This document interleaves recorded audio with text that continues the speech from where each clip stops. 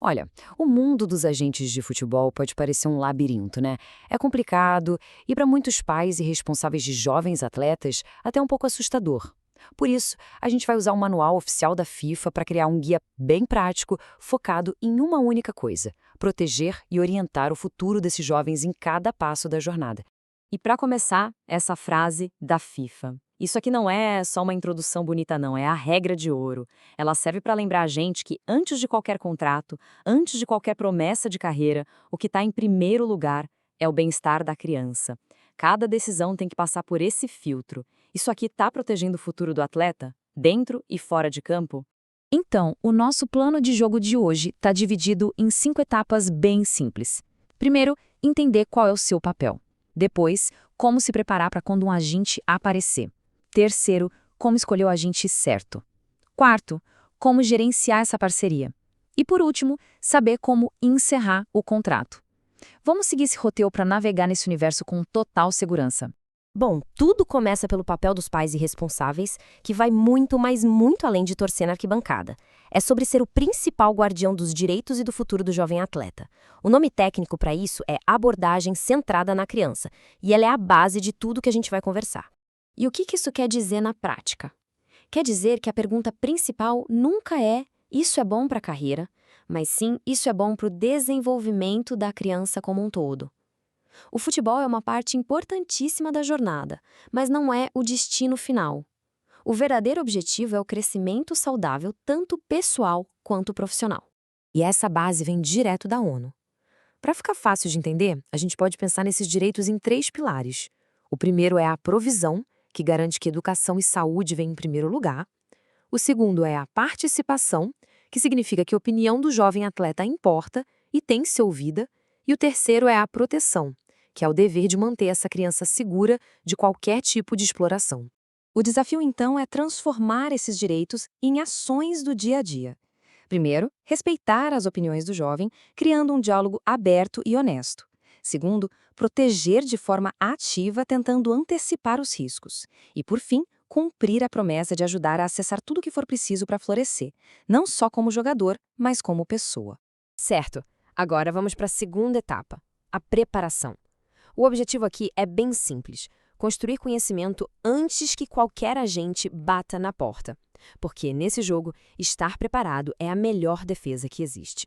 E aí vem a pergunta de US$ 1 milhão, né? O que um agente de futebol faz de verdade? Para muita gente, é um mistério. Mas para a gente poder avaliar alguém para essa função, primeiro a gente precisa entender o que a função exige.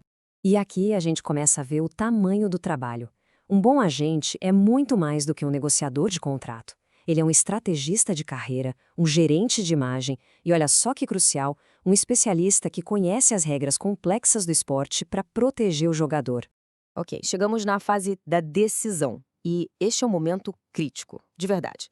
Ter as ferramentas certas para verificar um agente e, principalmente, para identificar os sinais de alerta é o que separa uma parceria de sucesso de uma baita dor de cabeça. Então, anota aí esse guia de verificação. Primeiro, a licença da FIFA. Isso não é opcional, é obrigatório. Segundo, peça referências e, mais importante, ligue para essas referências. Terceiro, investigue o histórico dele com outros atletas jovens. As promessas se tornaram realidade? E quarto, teste o conhecimento dele sobre as regras que protegem menores de idade. A diferença entre o profissional e o falso é gritante. O agente licenciado tem credencial, é transparente sobre taxas e foca no atleta. Já o aproveitador age diferente. Ele não tem licença ou enrola para mostrar, pede dinheiro adiantado, promete mundos e fundos e pressiona para uma decisão rápida. Esses são os sinais vermelhos que, olha, não dá para ignorar. Bom, depois da escolha, começa a jornada da representação.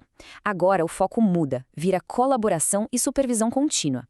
É uma parceria ativa, onde a participação dos responsáveis continua sendo absolutamente essencial. O objetivo aqui, gente, é ter uma parceria, não uma terceirização. A ideia não é entregar o controle da carreira na mão de alguém, mas sim trabalhar em conjunto com muita confiança e comunicação o tempo todo. O alinhamento com os interesses do atleta tem que ser constante. E o que amarra tudo isso é o contrato. É fundamental ler cada linha, cada cláusula. Fique de olho na duração do acordo, quais são exatamente os serviços incluídos, qual a comissão e, muito importante, quais as condições para encerrar a parceria e se existe alguma cláusula de exclusividade. E por fim, vamos falar da etapa final da relação com o agente, porque todo contrato tem um fim, seja de forma planejada ou não. E é muito importante entender como navegar por essa transição do jeito certo. Um contrato pode terminar de 3 formas. A mais simples é o término natural, quando o prazo simplesmente acaba. A mais amigável é o acordo mútuo, quando os dois lados concordam em seguir caminhos diferentes. E a mais complexa é a rescisão unilateral, que pode ter consequências e precisa ser muito bem pensada. E isso tudo nos leva a uma reflexão final. Depois dessa jornada toda de contratos, negociações, decisões, qual deve ser o foco principal?